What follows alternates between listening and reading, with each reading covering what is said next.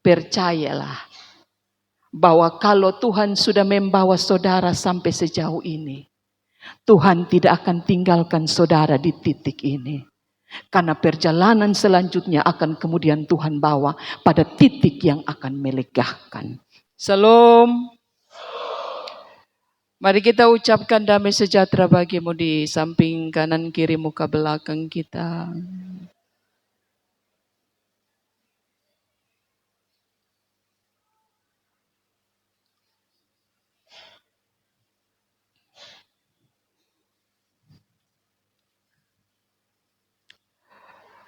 Bapak Mama ya, saya percaya Bapak Mama pernah mendengar sebuah pernyataan yang bilang begini. Manusia yang beradab itu adalah manusia yang tidak melupakan sejarah hidupnya. Manusia yang tahu dari mana dia datang. Karena itu kita betapa penting Bapak Mama kita mengenal kita pun sejarah.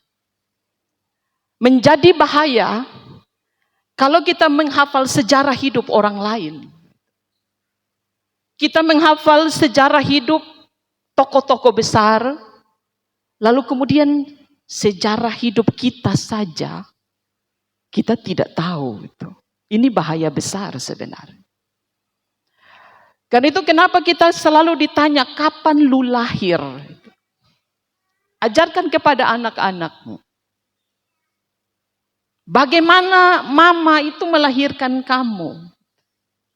Waktu itu mama melahirkan kamu dengan cara normal atau operasi, bahkan operasi dengan kemudian diikuti dengan berbagai macam bentuk rambu, peringatan-peringatan.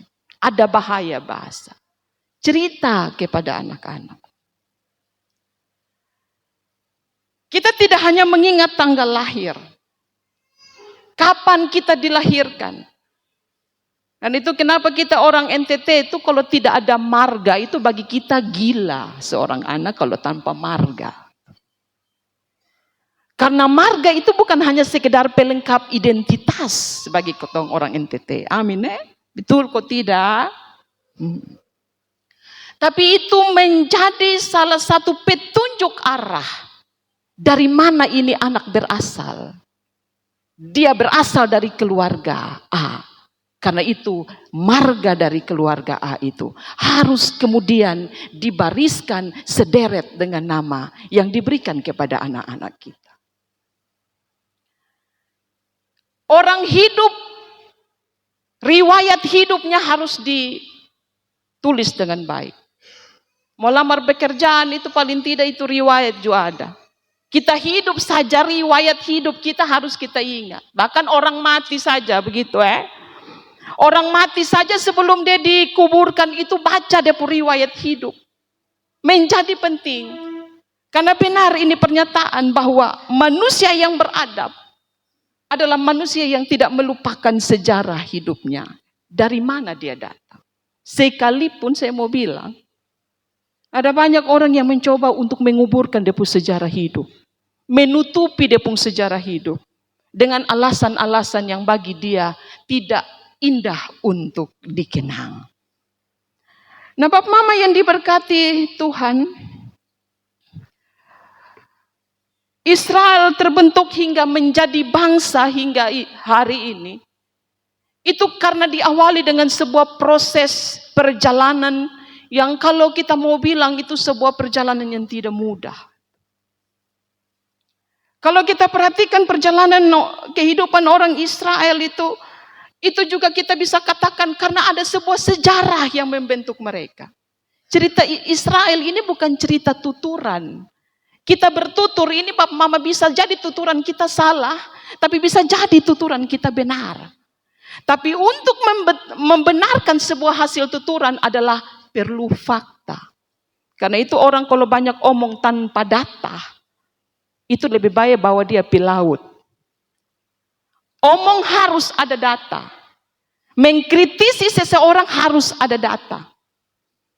Mau juga menggiring pikiran-pikiran kita harus ada data. Karena itu data penting sekali, Bapak. Nah, Israel ini punya sejarah tidak bisa ditepis oleh dunia. Karena apa? Fakta sejarahnya jelas. Dan salah satunya adalah yang Bapak, Mama, dan saya pegang. Ada di sini. Ini dia punya salah satu fakta. Bahwa Israel itu adalah bangsa yang dipilih oleh Allah.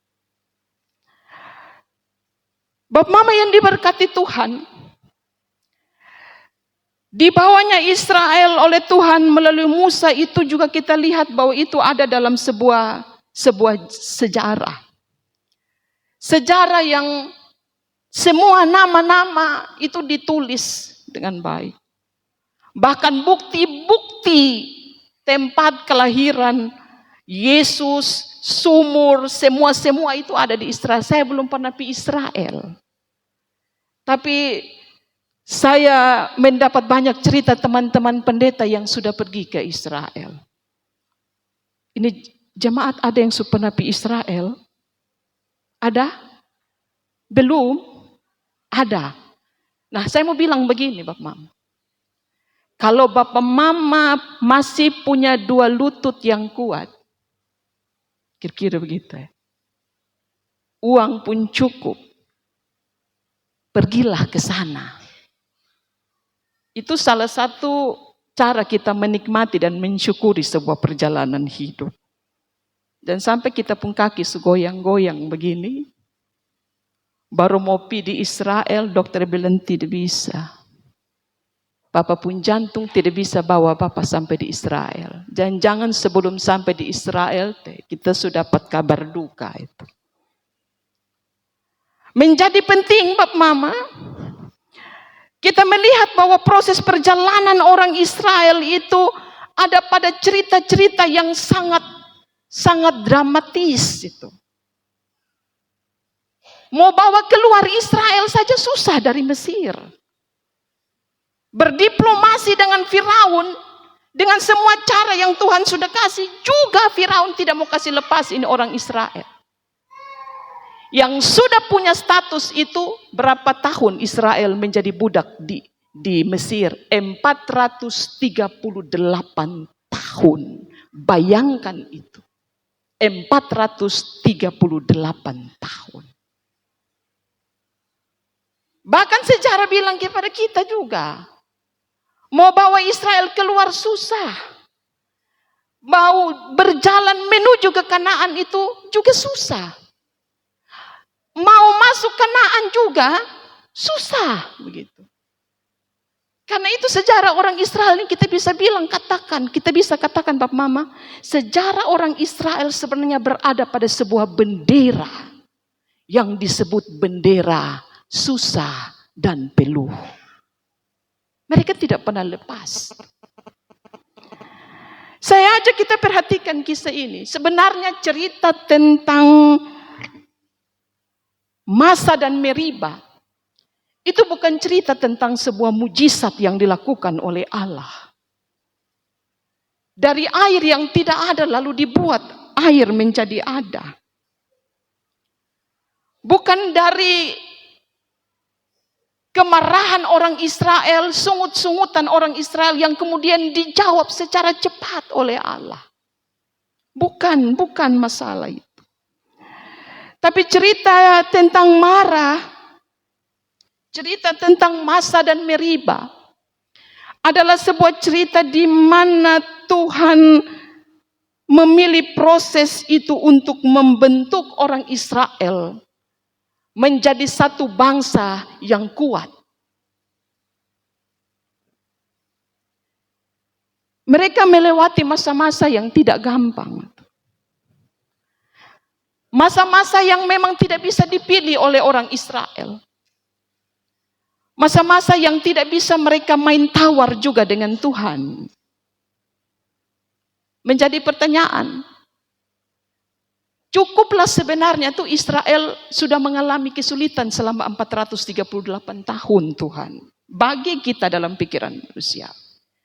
Karena bagi kita 438 tahun itu sebuah kehidupan yang tidak mudah dengan status sebagai seorang budak.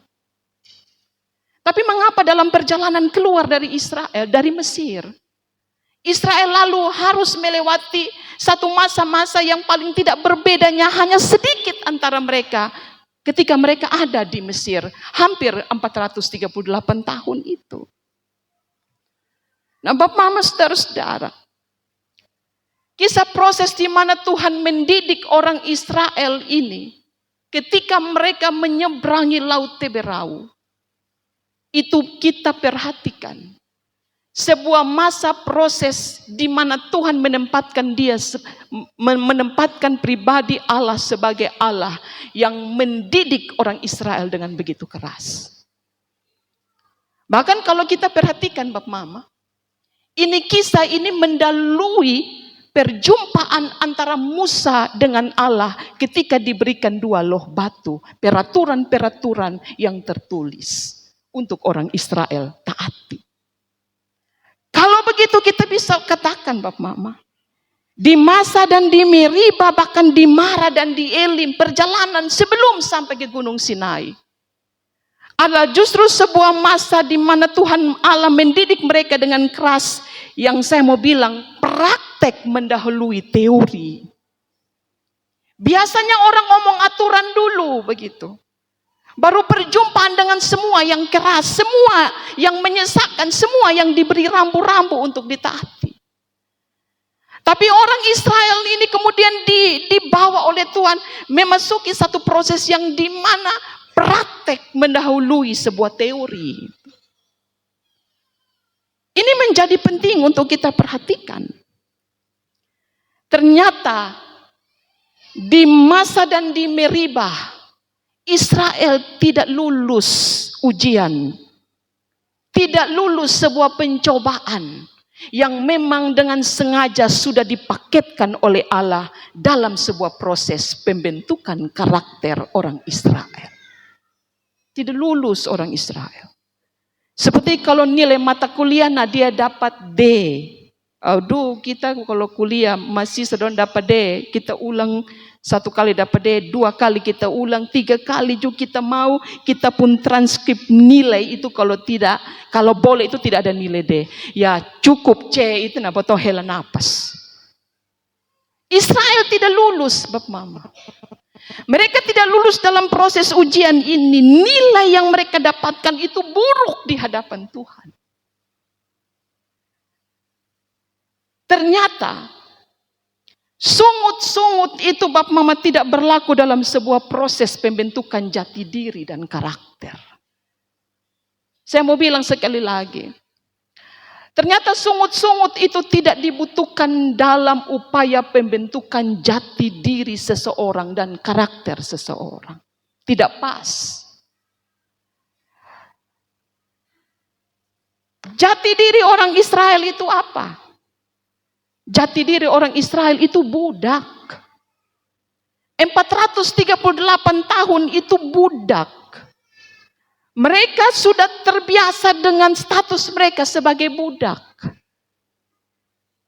Dengan 438 tahun itu, Tuhan berinisiatif untuk mengubah jati diri mereka dan karakter mereka. Tapi kita kalau perhatikan perbandingan 438 tahun, status jati diri karakter mereka sudah terbentuk sebagai seorang budak. Lalu disandingkan dengan angka 40 tahun masa di mana orang Israel dibentuk dalam perjalanan menuju orang Israel. Bagi kita hanya 10%.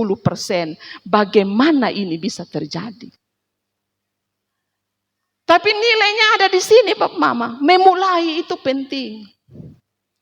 Untuk mengubah anak-anak kita yang sudah tidak lagi kita lihat mereka sudah memiliki orang bilang kehidupan mereka sudah terganggu ini. Karakter mereka sudah salah sasaran. Maka mulailah bentuk. Sekalipun bagi tidak sedikit bagi orang tua, aduh mama susah ini, potong anak-anak seumur 18 tahun. Baru kemudian kita mau bentuk mereka dengan sebuah bentuk karakter yang seperti Tuhan kehendaki. Ini macam sebuah pekerjaan berat. Tapi saya mau bilang begini. Orang Israel itu disandingkan 438 tahun jadi budak, jati diri mereka melekat turun-temurun, anak-anak dilahirkan dalam keturunan orang Israel, status sebagai budak itu tidak terlepas selama mereka masih ada di Mesir. Karena itu kisah ini mau memperlihatkan kepada kita bahwa sebuah proses itu sementara dimulai oleh Tuhan.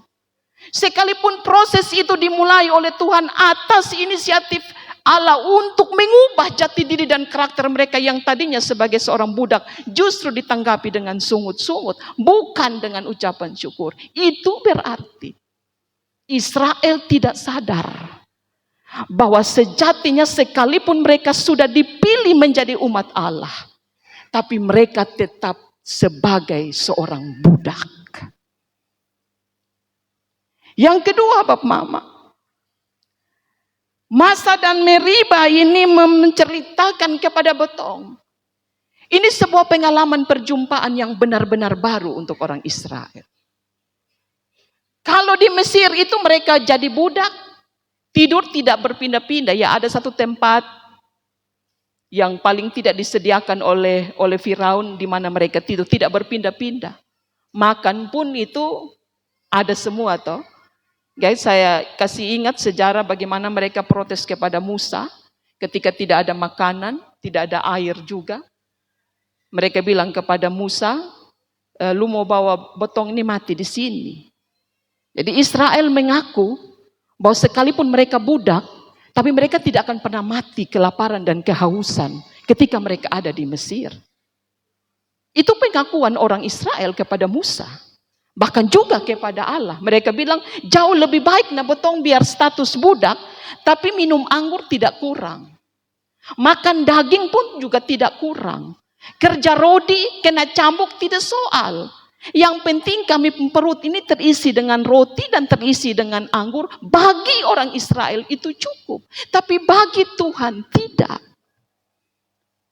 Tuhan Allah menginginkan supaya umat yang Dia pilih menjadi bangsa yang punya harga di mata Tuhan, status sebagai seorang budak itu harus digantikan. Dan bayarannya adalah perjalanan 40 tahun yang penuh dengan cerita yang memilukan.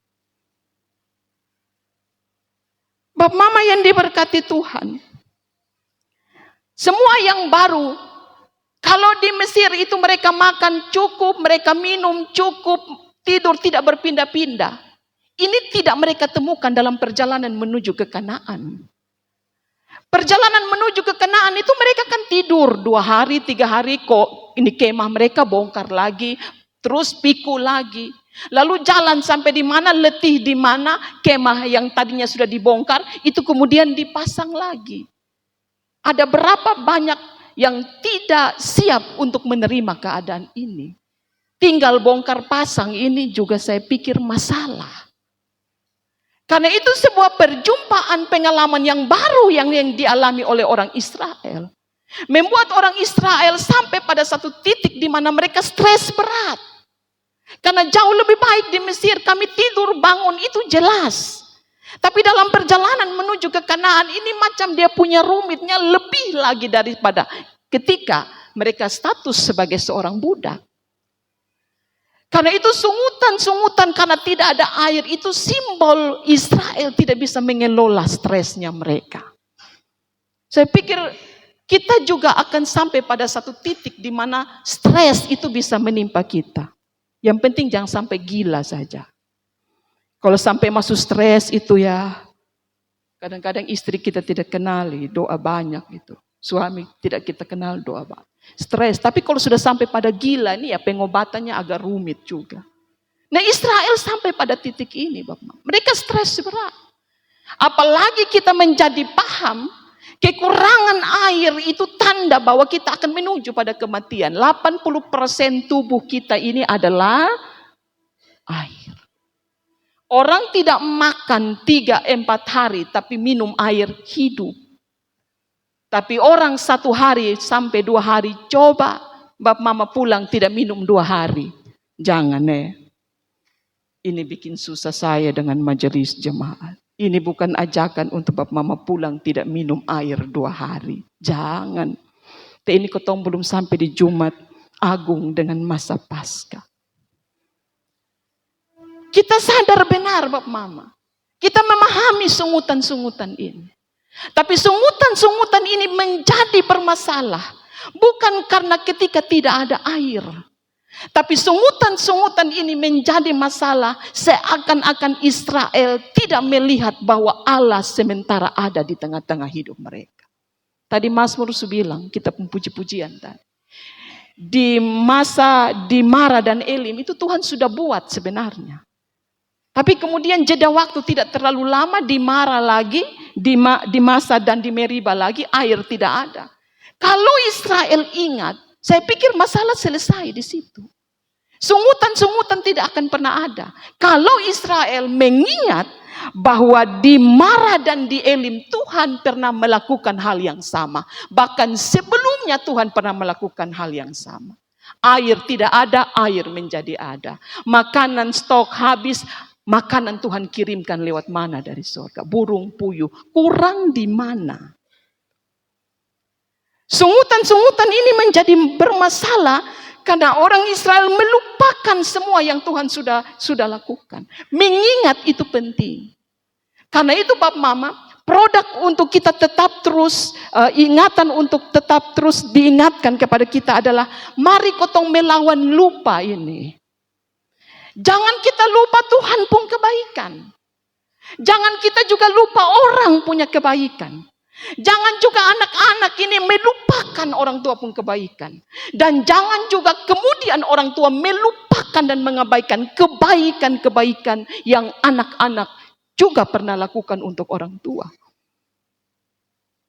Air susu, nila setitik merusak susu sebelangga itu kadang-kadang itu berlaku untuk ketong. Jadi nila, kesalahan satu, itu bisa membuat potong melupakan semua kebaikan yang orang lain lakukan. Ini bahaya. Dan karena itu orang Israel dikasih ingat oleh Tuhan. Ingat, ingatanmu harus terus segar. Bahwa Tuhan itu pernah melakukan hal-hal besar dalam kehidupan orang Israel. Dan tidak boleh dilupakan itu. Mengapa Tuhan buat mereka dalam sebuah proses di mana mendidik orang Israel untuk mengubah jati diri mereka dan membentuk karakter mereka justru dengan cara yang sulit. Yang pertama saya mau bilang, mental budak itu tidak cocok untuk mendiami Kanaan. Orang Israel itu melekat sekali mental budak. Mental budak ini tidak boleh bagi Tuhan, tidak boleh dibawa masuk ke Kanaan. Karena ketika mereka mau memasuki tanah Kanaan saja, kalau mereka masih bawa mental budak, mereka tidak akan pernah bisa masuk tanah Kanaan. Tanah Kanaan bukan tanah kosong. Tanah Kanaan itu bukan tanah tanpa berpenghuni. Dan Alkitab catat 12 pengintai lihat ke tanah Kanaan. Itu orang-orang keturunan Enak yang dia punya postur tubuh seperti raksasa. Kubu-kubu, bahkan bukan hanya orang Enak, tapi bangsa-bangsa besar sumendiami itu Kanaan. Kalau engkau bawa mental budakmu untuk merebut tanah Kanaan, engkau kalah sebelum berperang. Dan karena itu Tuhan memulai untuk membentuk dan menyetel mereka jati diri. Mereka mengenal sejarah hidup. Mereka membentuk karakter mereka ketika mereka mulai keluar dari tanah Mesir. Mental budak bagi Allah tidak akan pernah bisa memampukan orang Israel untuk berperang dan memegang senjata. Budak mana yang pegang senjata untuk melawan itu orang Enak? Mental budak mana yang bisa berdiri seperti seorang prajurit gagah yang bisa melawan bangsa-bangsa besar di Kanaan? Selesai orang Israel. Karena itu Tuhan Allah mau menggantikan mental budak ini, Bapak Mama. Bapak Mama, kita ini orang merdeka. Setuju? Setuju 17 Agustus nanti kita akan memperingati hari kemerdekaan. Yang keberapa Ya, yang ke itu sudah. Ya. Tapi saya mau bilang, orang Indonesia lebih khusus orang NTT itu lebih banyak bertabiat mental budak. Jangan marah. Kita orang NTT ini lebih banyak bermental budak. Pakai helm kalau ada pintar. Kita akan kerja kalau saya pun jemaat luar biasa. Kita kerja kalau diawasi. Mental budak itu akan kerja untuk mendapatkan sebuah angka kredit. Jadi mental budak tidak bekerja karena kesadaran. Tapi mental budak bekerja karena ada tekanan. Kita orang NTT coba perhatikan. Anak-anak sekolah itu perhatikan. Suruh mereka kerja bakti. Kalau guru tidak pegang kayu kudung panjang, anak-anak tidak akan kerja bakti. Benar? Mental budak itu dimiliki oleh siapa? Dimiliki oleh anak-anak kita. Anak-anak kita kalau bekerja, dia pun PR, papa dan mama, coba perhatikan, papa dan mama harus ada. Mereka sedikit saja presentasi anak-anak yang sadar dan tidak lagi bermental budak. Mereka akan belajar karena sadar tanpa pengawasan dari orang tua. Orang tua bilang kerja PR, iya mama kerja, sudah kerja periksa, sudah kerja, tanpa diawasi. Anak-anak bekerja PR tanpa diawasi, anak-anak bekerja cuci piring juga tanpa diperintah, tanpa komando. Itu tidak bermental budak, tapi banyak anak-anak masih bermental budak. Bahkan kita bisa katakan, kalau ada kita yang rambut putih ini bekerja karena disuruh dan diawasi, itu berarti kita masih bermental anak-anak.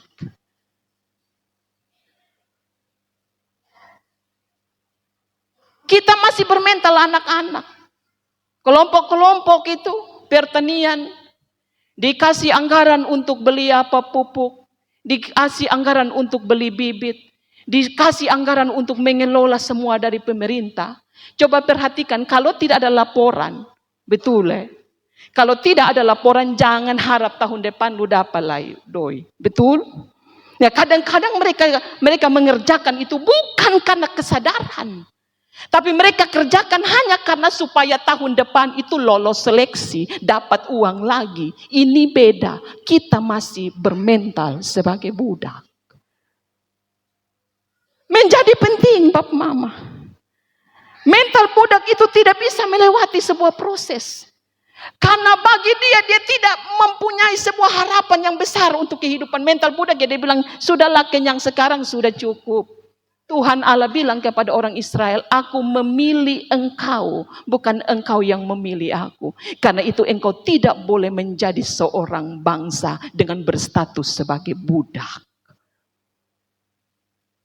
Yang kedua Bapak Mama, dari kisah ini kita belajar Bapak Mama, bahwa perjalanan untuk dibentuk oleh Allah adalah proses yang juga menuntut kesiapan hati.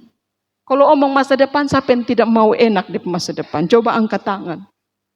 Kita pun doa itu kalau bukan kesehatan diberkati masa depannya. Tidak ada yang berdoa, Tuhan kasih beta pun masa depan hancur, bisa-bisa hancur sampai jadi bubur. Tidak ada itu. Kita pun doa Tuhan beri masa depan yang baik, masa depan yang indah. Tapi tidak sedikit orang yang berdoa banyak tentang masa depan, tapi tidak mau melewati satu proses yang sulit. Kalaupun dia diharuskan melewati yang sulit, maka yang terjadi adalah bersungut-sungut, mencomel, menggerutu Bapak Mama. Bapak Mama beta kalau hidup dengan orang yang tiap hari bersungut-sungut. Beta, jujur, beta, tidak Ya kalau dapati istrimu tukang bersungut-sungut dan mencomel, jangan omong bilang mama saya sudah tidak betah deh mama lagi. Ini kita bahaya nanti. Tidak enak memang Bapak Mama. Mendengar ini comelan tiap hari matahari baru terbit, ayam baru turun dari pohon, botong semua ngomel, botong sumeng gerutu, botong suber sungut-sungut awi. Ini berat Bapak Mama. Israel siap memasuki Kanaan, tapi mereka tidak siap menerima sebuah proses yang tidak mudah. Karena itu tadi saya bilang tahan uji tidak dapat dilewati oleh orang Israel. Orang yang mampu melewati sebuah proses adalah orang yang belajar terima kenyataan, Bapak Mama. Ada berapa banyak orang yang hidup dalam dunia nyata, tetapi pikirannya tidak ada dalam dunia nyata, tapi dia ada dalam dunia maya. Dan ini menjadi bahaya. Tidak sedikit orang Kristen itu menghabiskan hidupnya dalam dunia maya. Dunia maya ini Bapak Mama itu baik. Tapi saya mau bilang jangan terlalu lama hidup dalam dunia itu. Karena dunia maya itu dunia yang tidak realistis. Hiduplah dalam dunia nyatamu. Tapi minta keberanian oleh Tuhan untuk menghadapinya. Orang Israel dia pun kesalahan kedua bukan hanya sungut-sungut. Tapi kesalahan kedua adalah orang Israel hanya siap menerima dunia dalam harapan. Tapi mereka tidak siap dalam dunia nyata yang Tuhan siapkan dalam rangka menuju kepada Kanaan. Tema yang diberikan majelis sinode kepada Bapak Mama dan saya, umat Tuhan yang tahan uji atau yang bersungut-sungut. Supaya kita tidak bersungut-sungut, yang pertama yang harus kita lakukan adalah belajar untuk bersyukur. Belajar untuk mensyukuri. Kalaupun proses itu harus kita lewati, syukuri. Dan supaya kita tidak jatuh bersungut-sungut adalah mari untuk berani apa? Berdamai dengan keadaan. Berdamai dengan apa yang Tuhan sudah nyatakan untuk kita. Dan yang ketiga, yang saya mau katakan berkaitan dengan tema umat Tuhan yang tahan uji atau bersungut-sungut adalah yang ketiga, yang terakhir. Saya mau bilang, percayalah bahwa kalau Tuhan sudah membawa saudara sampai sejauh ini, Tuhan tidak akan tinggalkan saudara di titik ini. Karena perjalanan selanjutnya akan kemudian Tuhan bawa pada titik yang akan melegakan.